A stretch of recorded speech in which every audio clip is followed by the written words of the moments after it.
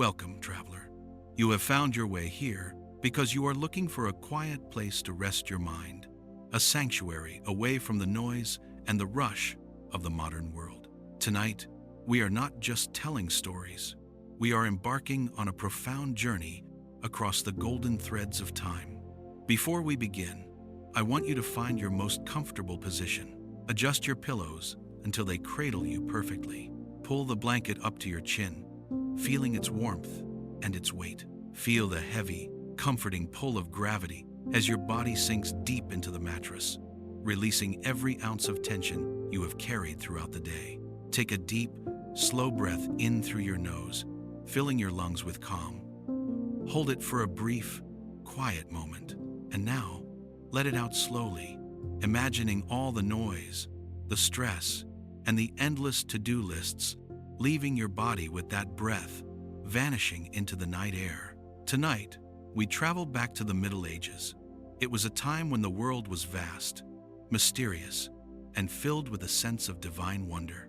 A time when miracles were not just myths found in books, but a living part of the air people breathed. We will visit 10 quiet, forgotten corners of history together. Each story we encounter is like a soft, glowing light in the darkness, a gentle reminder of hope and healing. Close your eyes now. Let the walls of your room fade away. Let the sounds of the present moment dissolve into the mist. Our journey through the ages is beginning. Our first stop takes us to the 6th century, to the legendary city of Constantinople. Imagine you are walking through the heart of the Byzantine Empire at midnight. The city is a masterpiece of marble and gold, now bathed in the silver light of a full moon. The air is cool and thick, with the scent of burning incense and the salt of the distant sea. As you walk, the great marble columns of the city feel smooth and ancient under your touch. In a small, humble room, tucked away from the grand palaces, a man lies perfectly still. He has not walked in many years, his legs forgotten by his mind. The silence of his room is heavy with a sense of long suffering. But suddenly, the atmosphere shifts. The air becomes charged with a soft, hummable energy. Two figures appear by his bedside as if they were woven from the moonlight itself. They are Cosmas and Damian, the twin brothers known as the physicians who take no silver. They move with a grace that is not quite human, their presence feeling like the first warm sunlight of a spring morning hitting a cold stone floor. They do not speak a single word, for their mission requires no language. They begin to work on his tired legs with invisible, glowing tools. You can almost feel the gentle, rhythmic pressure of their hands, mending what was broken and restoring what was lost.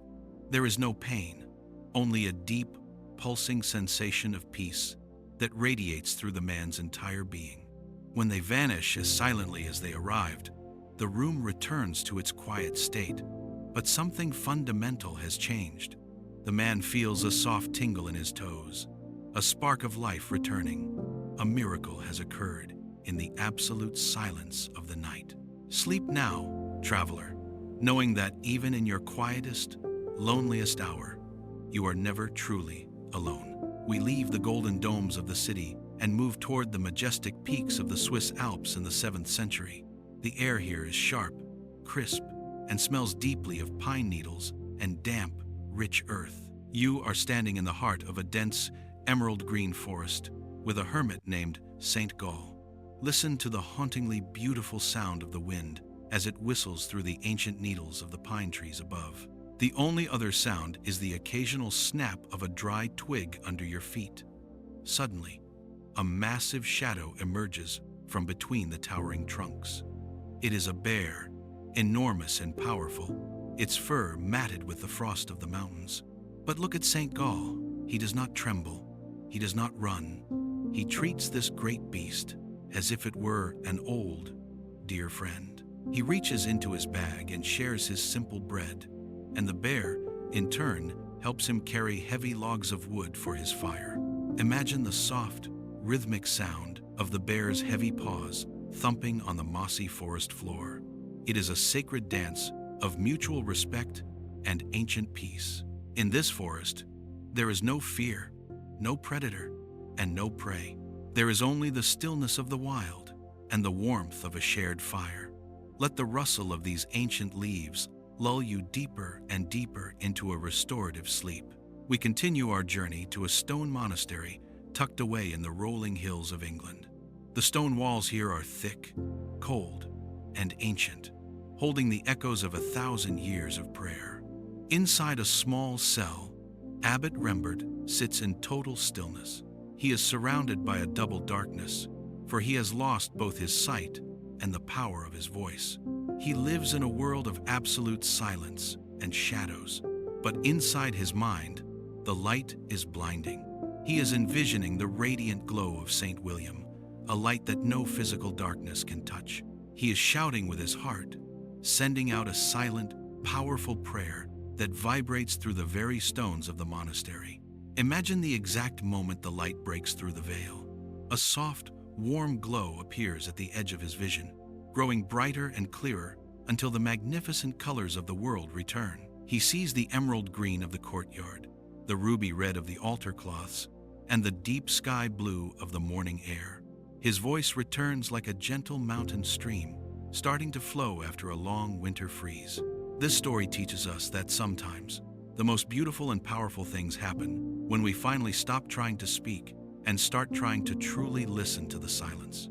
From the cold stones of England, we travel to the scorching, warm sands of the Syrian desert in the 5th century.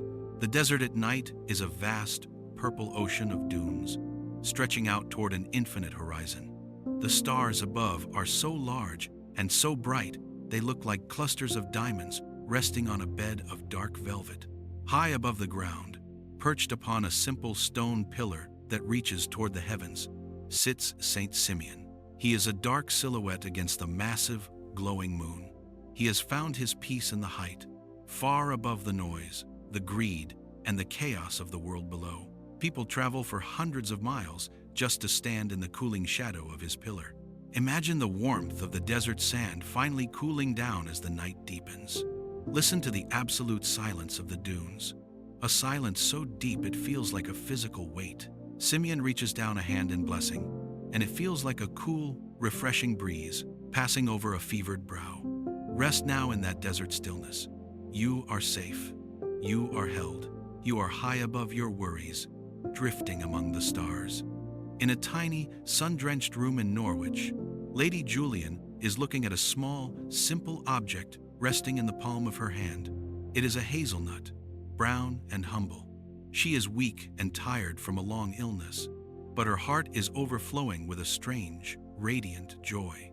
As she gazes at the nut, she realizes a profound truth, that the same power that created the stars also created this small nut.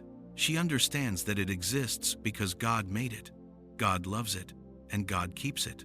If there is such infinite care for something as small and simple as a hazelnut, how much more care is there for you? She whispers her secret to the gathering night, words that have become a healing balm for millions. All shall be well. Hear those words echoing softly in your own room now. All shall be well. All shall be well. Let that absolute certainty wrap around you like a warm, soft blanket of silk, protecting you from all fear. Finally, we find ourselves in a monastery hidden high in the mountains. A group of monks is gathered in the dark, their faces illuminated only by the soft glow of a few beeswax candles. They are chanting, their voices deep, steady, and resonant, sounding like the very humming of the earth itself. Saint Columbanus is resting among them, his breathing in sync with the ancient rhythm of the chant. He is not alone. He is held by the collective strength and love of his community. This is the ultimate miracle, the miracle of belonging, the miracle of being together in the dark. Feel the low vibration of that chant in your own chest. It is the sound of peace. It is the sound of coming home. You have arrived at the end of your journey. The path is complete. The miracles you sought are not just in the past. They are within you, in the quiet beat of your heart and the steadiness of your breath. The stars are watching over you now, just as they watched over the world 1,000 years ago. Your body is heavy, your mind is a quiet lake, and the night is your friend. Sleep now, in the perfect knowledge that you are cared for. All shall be well. All shall be well. All manner of things shall be well. Good night.